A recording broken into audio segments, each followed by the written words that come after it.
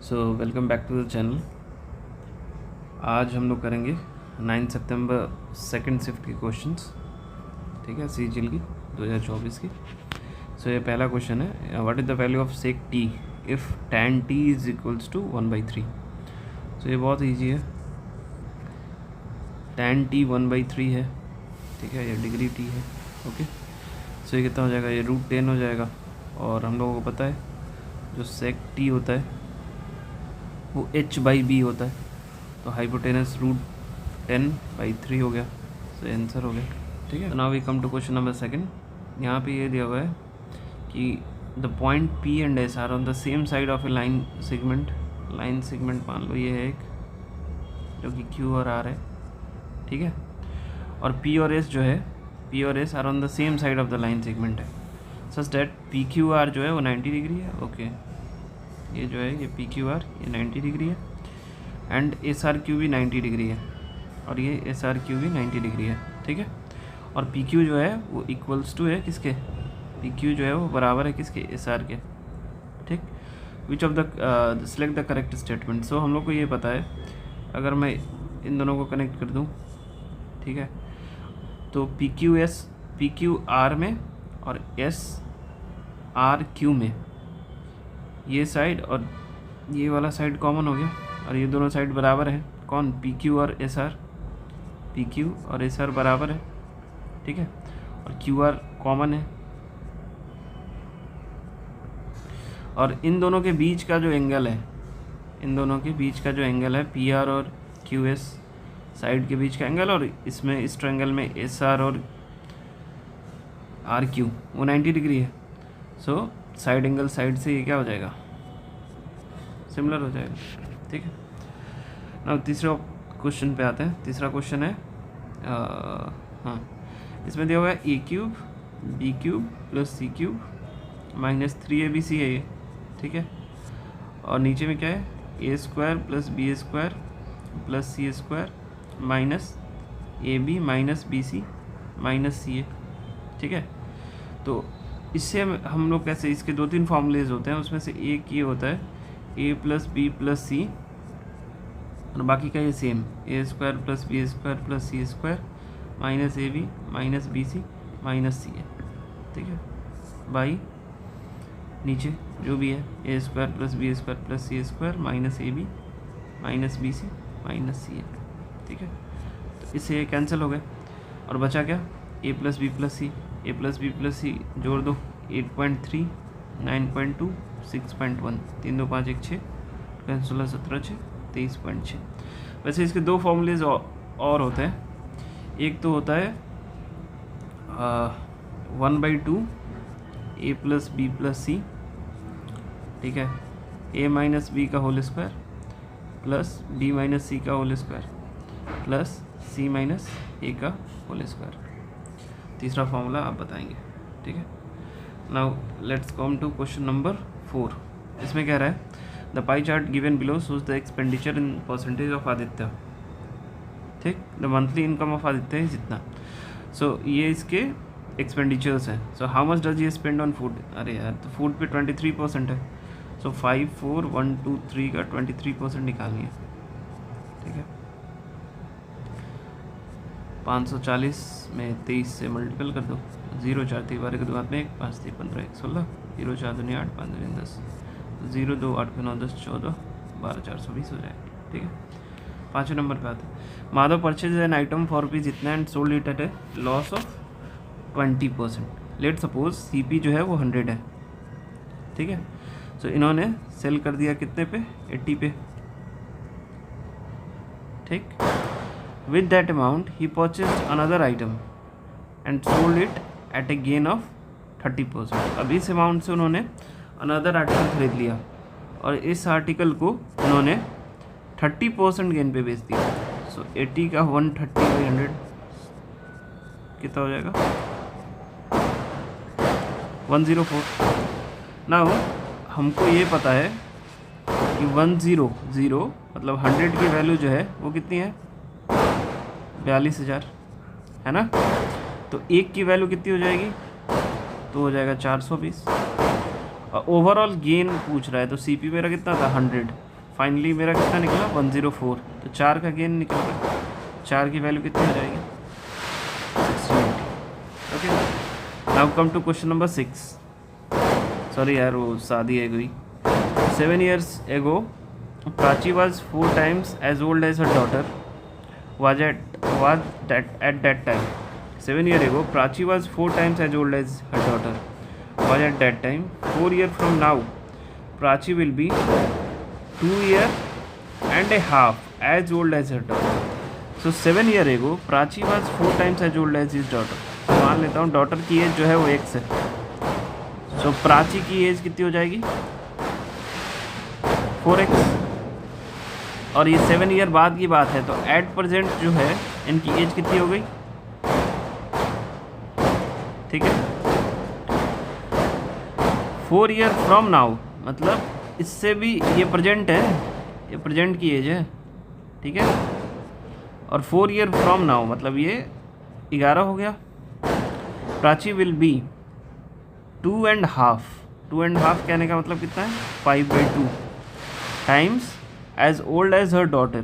तो डॉटर की एज कितनी हो जाएगी 4 साल बाद, x + 11 हो जाएगी, ठीक है। Find the sum of the present age of Prachi and her daughter.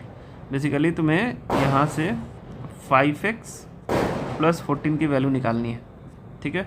अब x यहाँ से निकलेगा, ये कितना हो जाएगा 8x + 22 और ये 5x + 55, ठीक है। सो ये कितना हो जाएगा, ये हो जाएगा 3x = 33। सो x = 11। सो यहाँ पुट कर दो। सो ये 55 और 14 हो जाएगा जो कि 69 हो जाएगा, है ना। Now come to question number 7। If a sum of rupees इतना is taken as simple interest of 15% per annum for 3 years and another sum of itna is taken as simple interest of 12% per annum for 4 years. The positive difference of the interest paid is okay 15 साल के लिए 15% के लिए 3 साल के लिए कितना हो गया 45%। सो 5000 का 45% कितना हो जाएगा, तो 50 × 45, because we have to find the difference of interest, ठीक है। तो 50 × 45 और ये 12 चौका 48 हो जाएगा, कितने पे 8000 का 48%, 80 × 48, ठीक है। सो यहाँ से तुम क्या कर सकते हो, यहाँ से 10 कॉमन ले लो, तो 50 25, 5 चौका 20, 21 22 हो जाएगा। ये 8 रेंज 64 के 4 हाथ में 6, 8 चौका 32, 6 38 हो जाएगा। तो प्लस माइनस जो भी हो जाए वैल्यू तो वही आनी है, इसको आगे रखना था बट कोई नहीं। ये कितना हो जाएगा, ये हो जाएगा 10 × ये 75 और 84 कितना हो जाएगा 1590, ठीक है। So option 4 is the answer. 8 पे आते हैं। Let C be a circle with centre O and P is an external point to C। Let C be a circle with centre O, ठीक है। C सर्कल का नाम है, ठीक है, and P is an external point to C, ठीक है। Let P and PB are 2 tangent, ये रहा PA और ये रहा PB, ठीक है। P and PB are tangent to C with A and B being the points of tangency, ठीक है, respectively. P and PB are inclined to each other at an angle of 60 degree. तो यहाँ पे 60 degree है। सो POA की value पूछना है, POA इसकी वैल्यू। सो हम लोगों को ये पता है कि सेंटर के पॉइंट से टेंजेंट पे जो रेडियस गिरती है वो 90 डिग्री फॉर्म करती है, और हम लोगों को ये भी पता है कि ये जो है ये एंगल बाइसेक्टर होगा। OP is the angle bisector always. किसी एक पॉइंट से 2 टेंजेंट जब एक सर्कल पे आती है तो सेंटर से उस टेंजेंट वाली जो लाइन होती है वो एंगल को हाफ हाफ में डिवाइड करता है।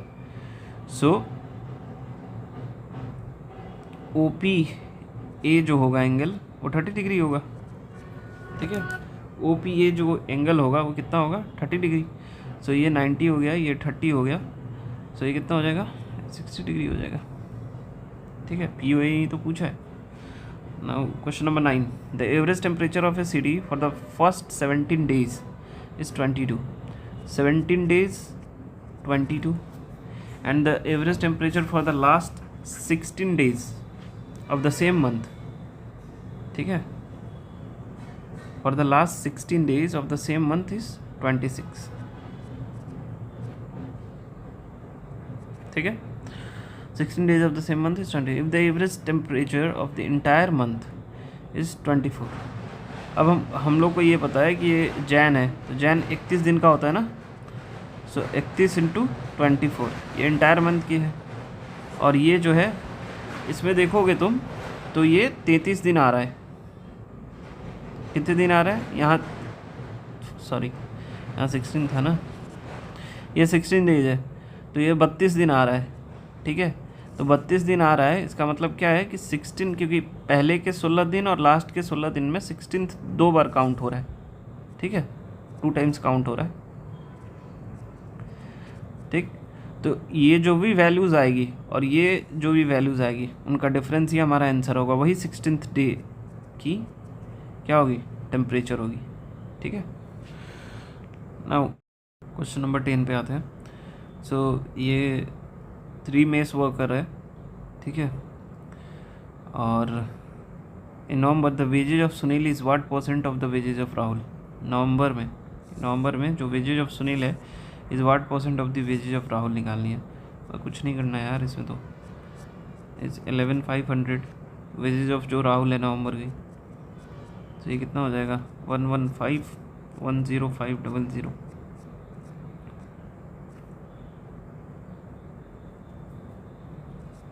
ये कितना आ जाएगा यार, ठीक है, 91% के लगभग आएगा, सही हो जाएगा। Now let's come to question number 11। At present A is thrice as old as B. Let suppose B की एज जो है वो x है, तो ए की एज कितनी हो गई 3x, and C is 5 year elder than B, ठीक है। The sum of the age of A B C is 75। 3 1 4 1 5x plus 5 is equals to 75, ठीक है। तो यहाँ से जो x की वैल्यू होगी ये कितनी हो जाएगी 14। So the ratio of the age of B 5 year ago, तो एज ऑफ बी कितने हैं 14 है, क्योंकि उसकी वो x ही था, 5 ईयर एगो क्या होगी 9 साल की। To the age of A 3 year from now, age of A कितनी हो जाएगी 42, 3 ईयर फ्रॉम नाउ 45, ठीक है। सो ये कितना हो जाएगा 1:5। 12 पे आते हैं। Simplify the following. ये तो बहुत ईजी है यार, ये देखो, ये A cube minus B cube क्या होता है, A minus B A square plus B square plus 2ab, ठीक है, by sine A minus cos A. अब इससे ये कैंसिल हो गया, ये कितना हो जाएगा इसके value 1 + 2 sign A into cos A, क्योंकि सबको पता है कि साइन स्क्वायर ए प्लस कॉस स्क्वायर ए बराबर 1 होता है। बार बार रुकना पड़ रहा है यार, ये क्रैकर की वजह से रुक ही नहीं रहा। नाउ क्वेश्चन नंबर 13 पे आते हैं। A right angle isosceles triangle has an area of 50 square units. इसका मतलब क्या है कि राइट आइसोसेल्स ट्रायंगल है, यानी कि ये एंगल और ये एंगल इक्वल होगी, ठीक है, यानी कि इसको तुम √2x कह दो, ठीक है। और इसकी एरिया जो है यानी कि 1/2 x² की वैल्यू जो कि बेस इंटू हाइट होती है 50 दिया हुआ है, ठीक है। यानी कि तुम कह सकते हो x की वैल्यू यहाँ से 10 आ गई, फिर स्टार्ट हो गया यार। सो हाइपोटेनस की वैल्यू क्या हो जाएगी 10√2, है ना। अब क्वेश्चन नंबर 14 पे आता है, ये नहीं रुकने वाला आज। What is the volume of a cylinder if the radius of a cylinder is 8 centimetre. Radius 8 है एंड हाइट कितनी है 14 है। वॉल्यूम पूछी है तो कुछ नहीं करना, πr² h होता है ना, तो πr² × h। सो 128 × 22 करना है।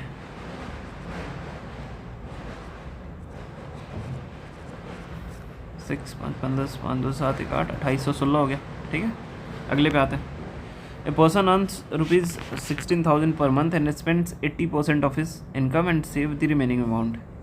सो इसमें इस वैल्यू से कोई लेना देना नहीं, क्योंकि ऑप्शंस भी किस में है, परसेंटेज में है। सो नॉर्मली क्वेश्चन ये कह रहा है कि 100 रुपया कोई कमाता है तो उसमें 80 वो क्या कर देता है, स्पेंड कर देता है, ठीक है। तो सेविंग 20 हुई उसकी, हुई ना। If is income increase by 20%, अगर इसकी इनकम जो है वो 20% इंक्रीज़ हो जाती है, मतलब 120 हो गई, ठीक है। एंड एक्सपेंडिचर बाई 20%, एक्सपेंडिचर भी इंक्रीज़ हो जाती है, सॉरी 10% से, तो ये कितना हो जाएगा, 88 हो जाएगा। अब बताओ इसमें सेविंग कितनी हो गई, तो कहोगे 32 हो गई। सो परसेंटेज इंक्रीज़ कितना हुआ सेविंग में, तो पहले 20 होता था, अब 32 हो रहा है, 12 का इंक्रीज़ हुआ ना, किस पे, 20 पे, है ना। तो ये कितना हो गया, 60%, ठीक है। 16 पे आता है। The market price of an article is 26% more than the cost price. Let's cost price मान लो 100 है, सो MP कितना हो गया, 126। एंड कह रहा है if a discount of 32% is given, मतलब 32% का डिस्काउंट है, यानी कि तुम ये भी कह सकते हो, चलो ऐसे ही लिख लो, क्या ही है, 68/100 हो गया, ठीक है। सो ये कितना हो जाएगा, 126 68, 48 के 8 हाथ में 4, 4 20 के जो हाथ में 2 10, हाँ ये 7 हो जाएगा ना, ये 8658 हो जाएगा, 85.68 हो जाएगा। तो 100 CP थी हमारी, 85.68 क्या हुई, सेलिंग प्राइस हुई, तो लॉस लग गया ना। लॉस कितने का हुआ, तो तुम कहोगे 14.32% का, ठीक है। 17 पे आते हैं। Varun and Sandeep started for a car race from the same point if in the same direction, okay, same point से एंड सेम डायरेक्शन में, सर्कुलर ट्रैक है ये, कितने का, 1635 मीटर का, ठीक है ना। और सेम डायरेक्शन में जा रहे हैं, तो रिलेटिव स्पीड सेम डायरेक्शन में माइनस हो जाती है, अगर निकालना हो कि कब वो मिलेंगे पहली बार, ठीक है। तो 90 में से अगर 108 घटा दूँ तो ये कितना आ जाएगा, 18 किलोमीटर पर आवर, ठीक है। सो और इसे मीटर पर सेकंड में चेंज कर दो, तो 18 गुने 5/18, जो कि 5 मीटर पर सेकंड हो जाएगा। सो 1635/5 कर दो, 327 सेकंड हो जाएगी, ठीक। क्वेश्चन नंबर 18 पे आते हैं। तो यहाँ कह रहा है the angle of triangle as such that one is the average of other two then the angles are. अब इसमें कौन सा है, पहली बात तो एंगल ऑफ ट्रायंगल होने के लिए क्या होना पड़ेगा, 180 डिग्री आना पड़ेगा। और दूसरी चीज़ ये कह रहा है कि कोई भी दो एंगल का जो एवरेज है वो तीसरे एंगल के बराबर है, ठीक है।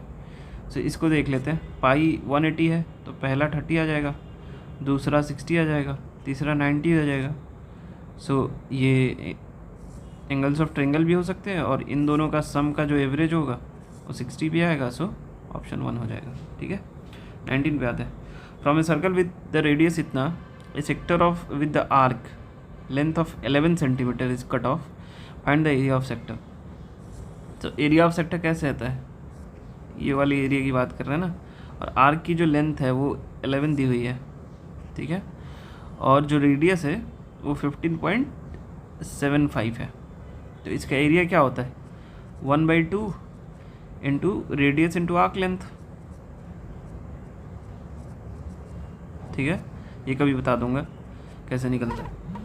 तो 1/2 इंटू रेडियस कितना है, 15.75 इंटू आर्क लेंथ, ठीक है।